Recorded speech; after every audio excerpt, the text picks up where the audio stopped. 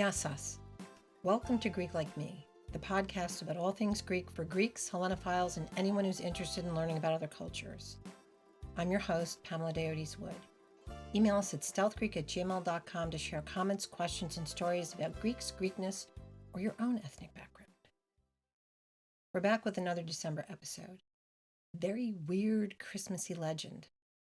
I was raised on some dark stories, but this is totally new to me. And I'm not the only one flabbergasted by this topic. I asked a few American friends raised by Greek-born parents if they'd ever heard of the Kalikántzaroi, but they hadn't, even though it's still a thing in Greek culture. There are loads of supernatural beings populating the mother country, as we discussed on our November 2nd podcast on Brikolikes, Greek vampires. Now we're faced with a horde of demon goblins that swarm out of their dank underground lair to create havoc for Greeks during the 12 days of Christmas. Greeks are a happy, vibrant people, but when they go dark, manamu. If you're squeamish, first of all, you're probably not Greek, but if you're squeamish or have children listening in, some of the stories we're going to tell today might be a bit much. The Kalikántzaroi populate all corners of Greece, although appearance may be slightly different from one place to another. For many hundreds of years up to the turn of the 19th and 20th century, they were a very real cause for dread and anxiety, particularly for the rural population, which was the majority of Greece at that time. Clement A. Miles, writing about world Christmas myths in 1912, said, "Of all the supernatural Christmas visitors, the most vividly realized and believed in present day are probably the Greek Kalikántzaroi." Kalikántzaroi destroyed property, thieved, maimed, tormented, kidnapped, and killed. In more modern times, they're seen as irritating little scamps who cause mischief. We have links in our podcast notes on our website of Christmas cartoons starring the little goblins. And there are songs. According to tradition, for over 1,000 years, the Kalikántzaroi appeared during the darkest nights of the year to terrorize Greeks. Half human, half animal, they are black as night so they can disappear into the shadows, except for their penetrating red eyes. They're hairy, smelly, with huge heads, goat's ears, blood-red tongues that hang out of their mouths between their tusks. They have monkey arms, long curved fingernails that are more like talons, and the legs of goats or donkeys. Mostly they've been described as smaller than humans, but according to J.L. Tompkinson in his very entertaining book Haunted Greece, a few were several meters tall. The tall ones had, quote, outsized bald heads and outsized male organs. Kalikántzaroi eat insects, snakes, mice, and rotten fruit. They are chthonic, or chthonios, of the underworld, which brings to mind death and decay, and after Christianity, references to the devil. So anything holy scares them. Icons, crosses, incense, holy water. Most of the goblins are male. One source, and only one source, claims they have a female leader, sort of like an evil den mother, directing their misbehavior. All year long, they live underground, or in the underworld, sawing away at the tree of life, which holds up the earth and keeps it spinning. Their goal is to destroy it, and in the process, destroy the earth. But during Dodikaimera, the 12 days beginning with Christmas and ending with Theophany or Epiphany, the goblins are freed from underground, forget about their evil task, and invade the earth to create chaos for humans who they hate, committing all kinds of mischief, crimes, and disgusting acts of vandalism, many involving bodily functions. Think out of control, drunken frat boys. I was confused by goblins being unleashed on humanity during these holy days, but the term used since the Byzantine era for this period of time was the dirty days. Christ has just been born, but not yet baptized, so during this time the waters of the earth are unclean. Anna Wickman of Greek Reporter says Christ has not yet been baptized and therefore cannot protect humanity from evil. What? Until Theophany, the day the three kings visited Jesus, when it said the Christ was baptized, and the goblins are banished back to the underground to begin again their efforts to destroy the tree of life, which has completely healed in their absence. While on the surface, the Kalikántzaroi are active only after dark. They can't bear the light, which represents goodness, safety, reprieve. The sun kind of affects them the same way it does vampires, melting, burning, turning to dust. But the 12 days of Christmas are short days, among the shortest days of the year, and the nights are long. and dangerous. Quoting M.C. Lawson, who wrote extensively about Greek folklore in the early 20th century, from dawn to sunset they hide themselves in dark and dank places, but at night they issue forth and run wildly to and fro, rending and crushing those in their path. Destruction and waste, greed and lust mark their course. It has all the makings of a horror movie. Nightmare During Christmas. Homeowners don't leave furniture or tools outside or clothes on the line after dark unless they want them destroyed or contaminated. And everyone outside after dark is at risk, a target for the vicious goblins. The Kalikántzaroi beat and trample whoever they catch outdoors, sometimes carrying away beautiful women. There's a story from Spetsos about 3 women gathering wood, taking longer than they expected. One of them disappeared and couldn't be found until days later, when sailors on a ship passing by saw her standing on the rocks by the shore, dazed and unable to speak. They took her home and to a priest who exorcised her, and she was able to tell them she had been kidnapped by the Kalikántzaroi. I'm not sure how the other 2 women got off so easily, or how this one got away. The Kalikántzaroi taunt, torment, torture, and abuse. People walking alone at night risk being grabbed and forced to dance until they faint from exhaustion. For those who must travel at night, and many were forced to, the wise carried torches to fend off the monsters. Wearing a braid of garlic could repel them, or arming oneself with holy water. Leo Alatios, the 16th century Greek scholar, says new clothes can ward off the Kalikántzaroi. Is that why every Greek I know dresses their best for Christmas? New clothes were probably hard to come by in rural Greece in previous centuries, but I'm guessing best Christmas gift imaginable.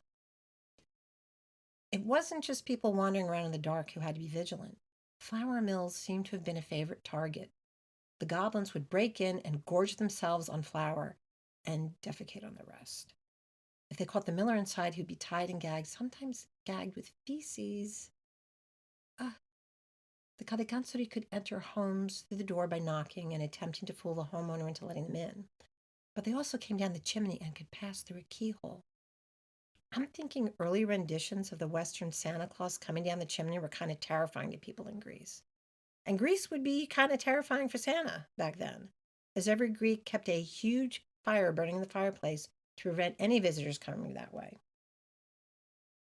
The Kalikántzaroi would enter after everyone in the house was asleep and break furniture, steal tools, or anything of value, jewelry, clothing, drink all the wine, eat all the food, and urinate on what they couldn't carry away, and defecate all over the house.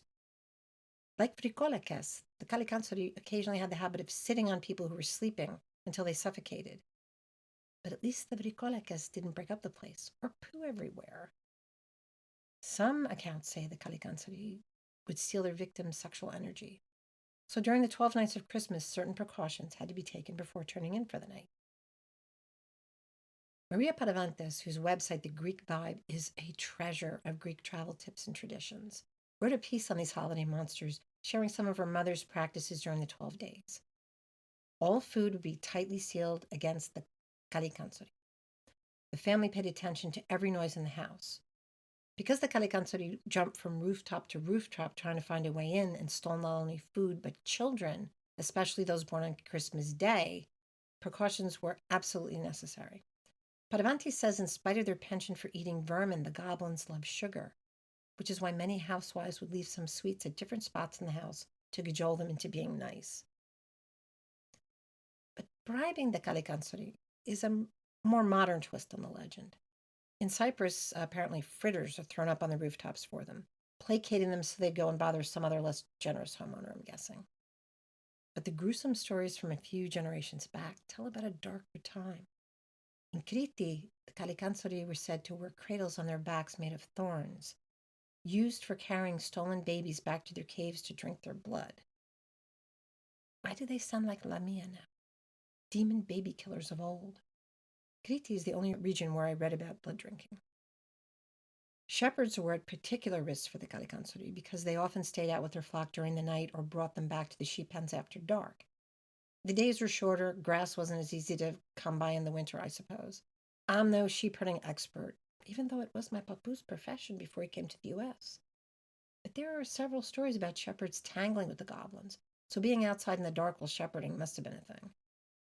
My papa was a teenager when he immigrated, so I'm imagining this kid sitting out in the dark during the 12 days of Christmas, worrying about being attacked by smelly demons. Kind of spiteful. The shepherds would build fires to stay warm and repel the goblins, and there are stories of some returning home with burns because of the goblins scattering the coals in their faces. I presume when the fires were fading because goblins were afraid of fire.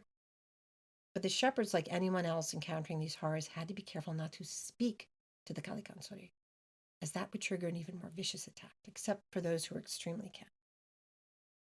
Tompkinson's Haunted Grease tells about a shepherd who was out at the sheep pen after dark. As he tried to make his way to the house, the Kalikántzaroi surrounded him and began asking questions, taunting and insulting him. The shepherd kept quiet for the sake of his life, until the taunting drove him to lose his temper and tell the goblins to go to the devil. They immediately killed him. Getting inside before sundown was paramount. A torch and some garlic provides protection, but better to avoid any contact at all if possible.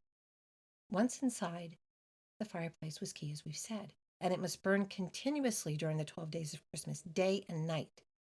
The goblins aren't about in the daytime, but these are the rules.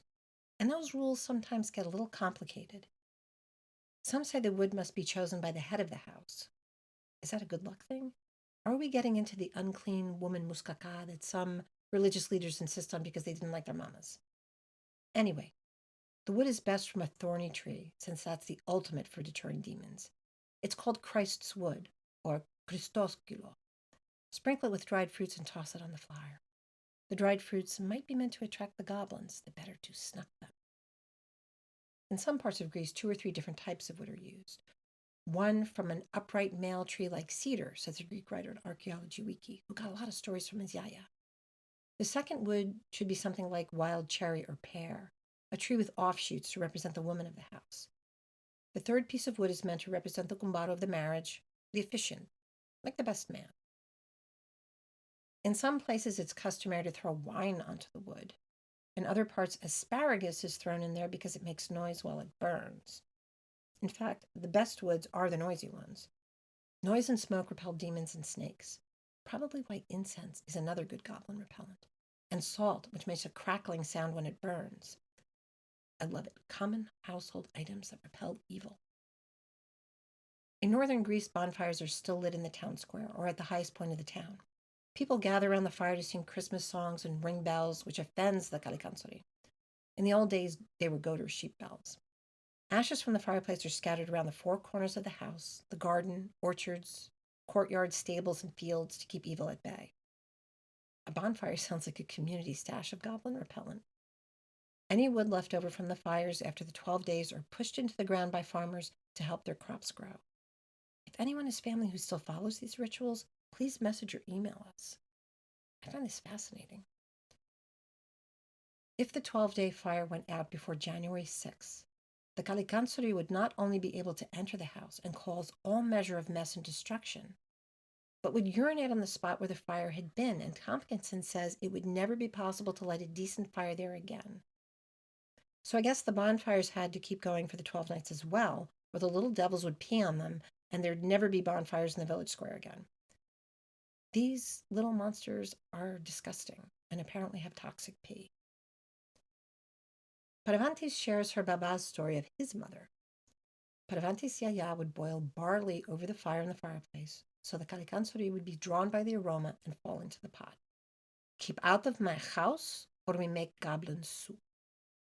Since parents used to tell the stories of the Kalikántzaroi to scare their kids into behaving, that yaya's pot of barley story is kind of a gorgeous bit of cultural tradition. Greeks are so extra. American and British parents are like, if you children are bad, you'll get a lump of coal in your stocking.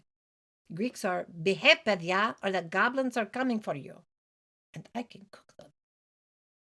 Another way to ward off the Kalikántzaroi is an action every modern Greek is familiar with, making the sign of the cross with a burning candle at every entrance to the home.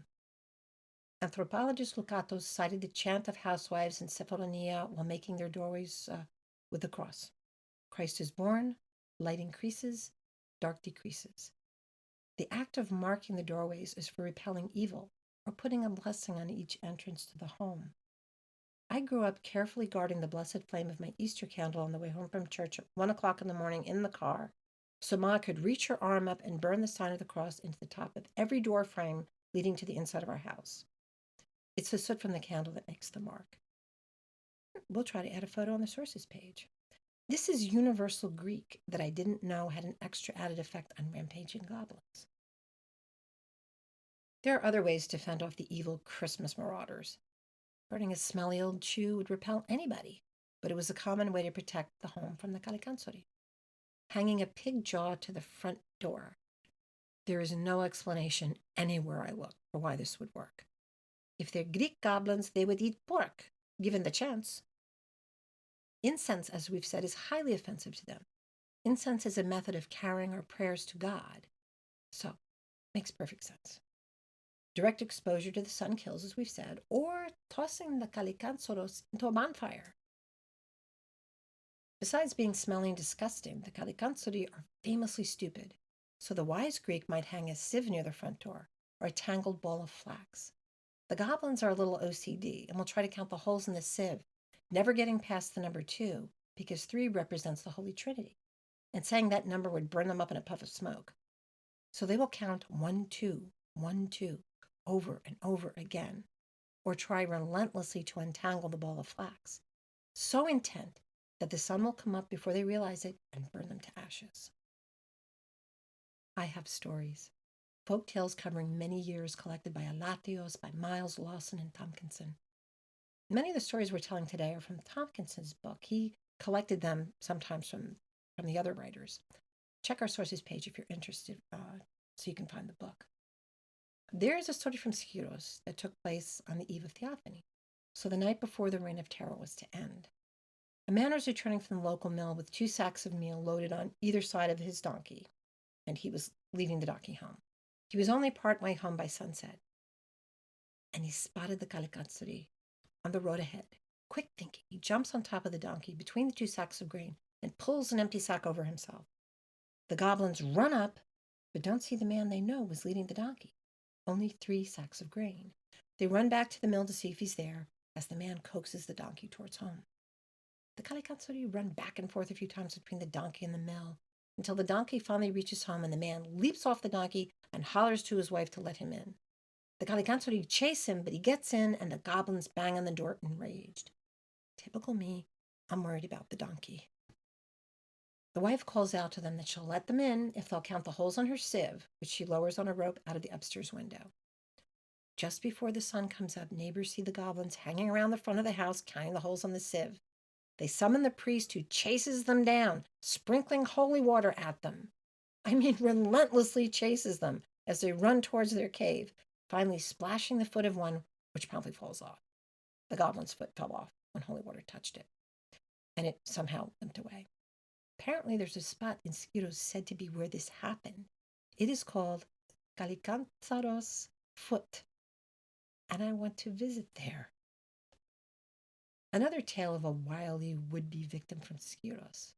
There was a young woman deliberately sent to the mill with bags of grain as the sun came down by her evil stepmother. The girl arrived after sunset to find the miller tied up and dead from fright, and the Kalikántzaroi were all over the place. They began to fight over her. She called out that she would marry whatever goblin brought her the best wedding gift. The demons scrambled out and started raiding whatever houses they could, bringing jewelry, beautiful clothes, and other desirable things, and then running back out to get more in competition with each other. While they were out on another round of pillaging, the girl ground up her grain, bagged it, and grabbed up all of the gifts that had already been collected. When she finally made her way home and the evil stepmother saw all of the riches that Kalikántzaroi had given her, she sent her own daughter off to the mill to get some of the same. But the goblins stripped the second girl, dressed her in a mule's skin with a mule's entrails for a necklace, and sent her back. The ultimate rejection, spurned by smelly goblins. The poor mule. In Athens, the Kalikántzaroi caught an old woman outside at night. I imagine her to be a widow, whose children are far away, so she has to handle everything on the farm herself. The Kalikántzaroi demanded food. The old woman agreed to let them raid her pantry. If first they let her tell them a story. She wove a tale so long and intricate, the Kalikántzaroi were completely engrossed, ignoring the first crow of the rooster because it was still dark out. They ignored the second crow as well. At the third cry of the rooster, the Kalikántzaroi screamed and skedaddled just as the sun began to brighten the sky. Greeks, everything in threes. I have more stories of goblins being outwitted. On Christmas Day, the first night of the goblin rampage, Greeks would normally be in church for liturgy on Christmas Eve, right through until after midnight Christmas Day. But one woman in this unnamed village had stayed home from church to cook the Christmas feast. That'll learn her. Go to church. Because suddenly a creepy-looking child jumped up in front of her. She must have forgotten to put a pig's jaw or a sieve on her front door. The creepy child grew in size to a full-grown Kalikántzaroi. This is the first and only instance of shape-shifting I came across. The goblin asked her name, and as we've already learned, answering a Kalikántzaroi can be a dangerous thing. But this woman answered, I, myself, and threw a pan of hot oil over it. The demon ran out, screaming into the night. When his gang, bent on revenge, asked him who had dared to do this, the Kalikántzaroi said, I, myself, which only made his buddies taunt him for being such an idiot and burning himself. The woman had saved herself with a clever throwback to one of Odysseus's tricks, played on a raging Cyclops. When the Cyclops Polyphemus had demanded Odysseus's name, the wily Greek had answered, nobody. After Odysseus blinded Polyphemus, his screams alerted his monster brothers. They called him, asking if he was in danger, and Polyphemus shouted, nobody is trying to kill me. So the Cyclops brothers said, okay, and wandered off, and Odysseus escaped. I love that Greek mythology is woven into Greek traditions and legends throughout time. One of my favorite stories from Haunted Greece involves a midwife who was home alone after dark during the 12 days. There was a frantic knocking at her door, and she opened it, thinking it must be one of her patients in need. A strange-looking man covered from head to toe demanded she accompany him because he needed her services. The midwife grabbed her gear and followed him. As they approached a cave, he told her his wife was in labor and must give him a son. This reminds me of some of my uncles. She already suspected she was in the company of a Kalikántzaroi when he told her if the baby born was a girl, he would hold her responsible and devour her. His understanding of how procreation works would rival a few current members of the U.S. Congress. The terrified midwife attended the demon's wife, and the baby was finally born. To her horror, it was a girl. I kind of resent this. The crafty midwife took a candle from her bag and warmed it until she could shape it into a little replica of male genitalia and stuck it to the demon's baby. This is so resourceful. She presented the child to the Kalikántzaroi. The happy Baba rewarded her with a bag of gold, and she hightailed it out of there before he wised up. But I also love the story of the dancing Kalikántzaroi. We mentioned before that people out at night might be forced to dance with the demons until they passed out from exhaustion. But two old women from Kalamata were more than the goblins bargained for. The women had gone off to a spring to collect water, but were late getting back, so they were forced to spend the night at a nearby mill. No explanation of why millers were so lax in fortifying their mills with pig jaws and garlic and crosses burnt into the doorways, especially since the mills were always prime targets. Come on, guys. The old women were sleeping in the mill, and the Kalikántzaroi broke in, dancing away like mad. They spotted the old women and forced them up to dance with them. But these ladies were ready for a dance-off. They took off all their clothes and started dancing away without any encouragement from the goblins. The Kalikántzaroi were so shocked by this behavior, they turned around and ran off, leaving the old women to sleep the rest of the night in peace. Yes, so gangsta. Now we come to the horrifying question of, where do Kalikántzaroi come from? What's their origin story? And it's kind of weird and all mixed up. Wickman mentions one possible source from ancient Greece, demon insects believed to be sent by evil spirits to destroy crops. Some folklorists believe the Kalikántzaroi were the natural evolution of the undead from the underworld as the Greek world became increasingly Christian. There was no fully shaking the stories of the Greek gods who had been worshipped for countless years, so pieces of those stories found their ways into local Christian legend. Hellenica.com points out that Dodecimera goes back to the ancient belief that the souls of the dead were able to visit the surface of the earth during this time period. Hades opened the gates of the underworld for one of the many festivals of Dionysius, the god of wine and party time. During the festivals of Dionysius, his followers, and I guess anyone else looking for a good time, would dress up in masks and animal hides and get drunk. They'd harass passersby, play tricks on people, and there's an occasional mention of possible human sacrifice, according to folklorist George Megas.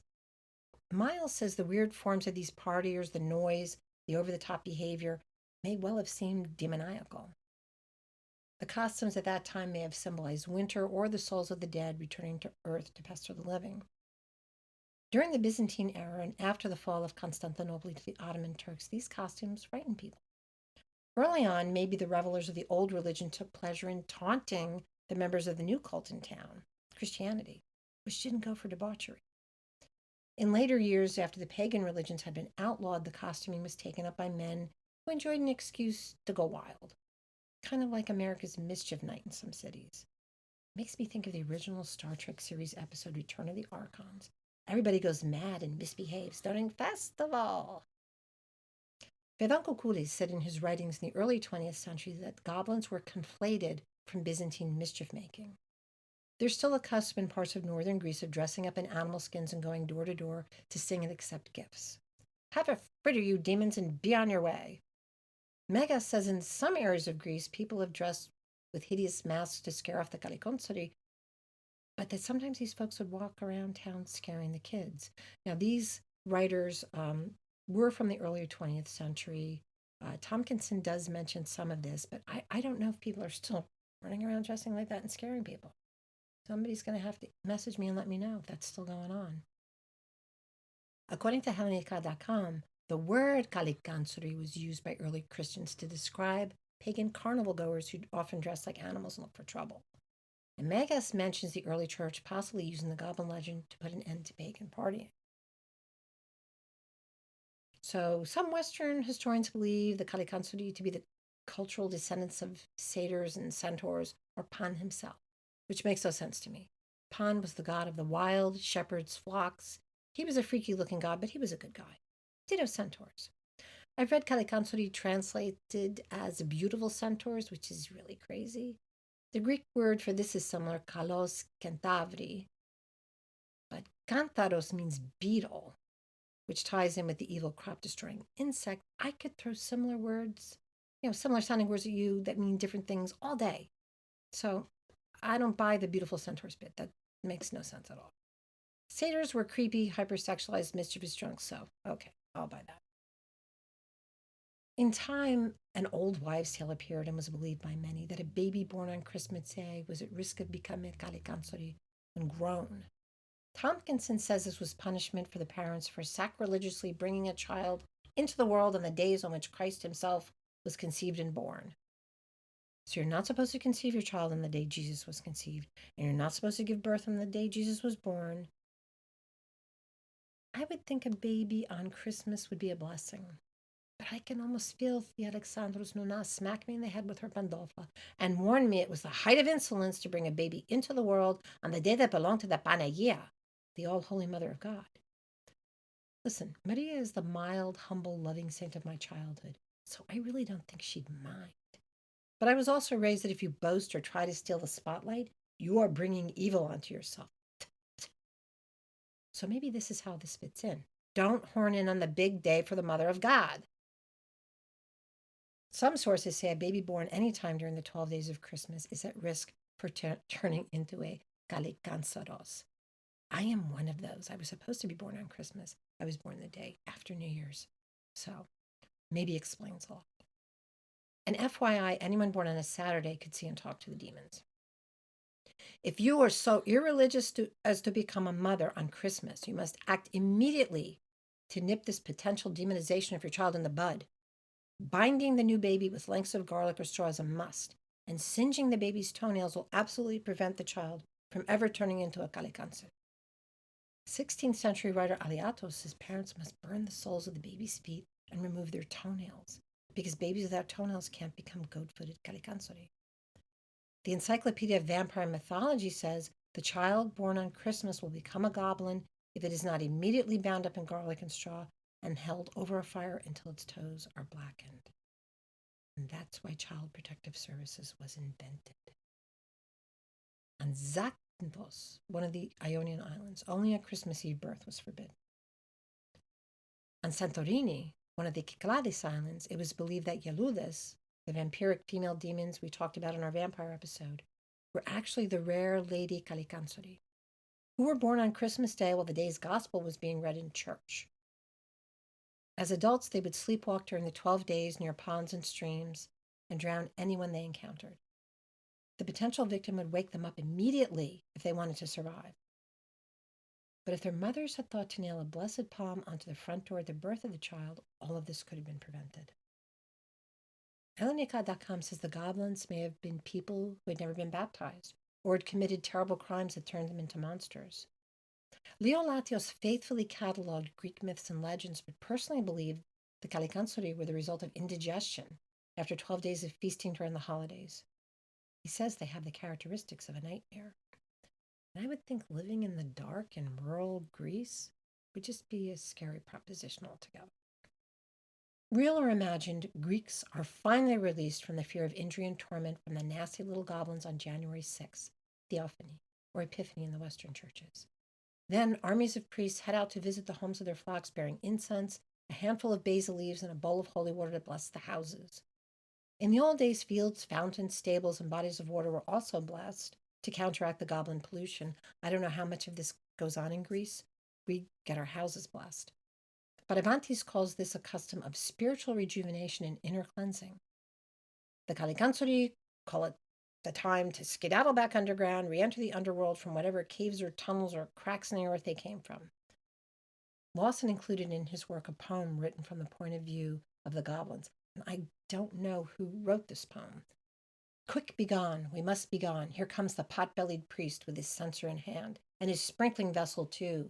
He has purified the streams, and he has polluted us. This was apparently made into a modern-day children's song, shared on the DelphiGuide.com. Flee, so we can all flee. Here comes the crazy priest with his bundle of basil stems and leaves, dipped in holy water. He sanctified us and wet us and burned us away. Every January, Greeks invite their priests to their home to bless all of the entrances to the house, every room, the attic, the cellar, and even their cars. It feels good, like the house is swept clean of everything negative that's accumulated over time. The Kalikántzaroi were maybe a symbol of all that, according to Badavantis. She says they come once a year to forcefully remind us that when we are off guard, negative energy has a way of sneaking in and throwing us off balance, pushing us away from inner harmony. The blessing of the homes is a beautiful tradition. It's cathartic and comforting, a nice chance to connect with your parish priest in your own home and show him a little appreciation with a nice lunch and a bit of gliko. And as an added bonus, it chases away everything dark. And it kind of feels that. But in the meantime, keep the Yule log burning, mark those crosses into the doorways, and keep a braid of garlic candy, because you never know what is making that bump in the night. Merry Christmas, Gala Christuyana, belated Happy Hanukkah, blessed winter solstice, joyous Kwanzaa, happy holidays, happy New Year, Kronapola. Thanks for listening. Greek Like Me is a Stealth Greek production. This episode was researched, written, and narrated by me, your host, Pamela Diodes Wood. Our producer, photographer, and post-production editor is Douglas John. Thanks to Eduardo Gil for research help. Visit our website at stealthgreek.com for resources, photos, links, and more. Please rate, like, and subscribe. It helps us get noticed so we can keep making content about Greeks and Greek culture. Find Greek Like Me on Facebook or on Instagram at Greek_like_me. See you in 2024. Yes, us. Με το πριόνι τους το πριονίζουν, πέφτουνε, σπρώχνονται, γελούν και βρίζουν.